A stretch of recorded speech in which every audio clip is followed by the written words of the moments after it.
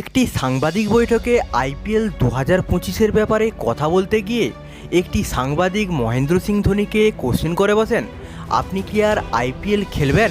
সাংবাদিকের এই কোশ্চেনে মহেন্দ্র সিং ধোনি স্পষ্ট জবাব দিলেন। মহেন্দ্র সিং ধোনির কি সেই জবাব জানতে ভিডিওটি লাইক করে শুরু থেকে শেষ পর্যন্ত দেখতে থাকুন।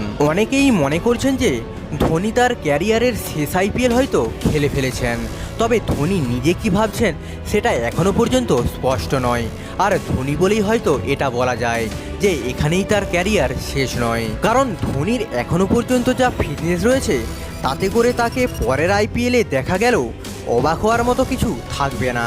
তবে মহেন্দ্র সিং ধোনি নিজে কী ভাবছেন সেটাই হলো অরিজিনাল ব্যাপার।